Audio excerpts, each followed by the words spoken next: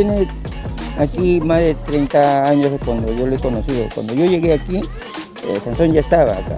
Entonces, de Barranco ha venido más de 60 años. O sea, él no sabemos en realidad cuántos años tiene, pero está pasando los años.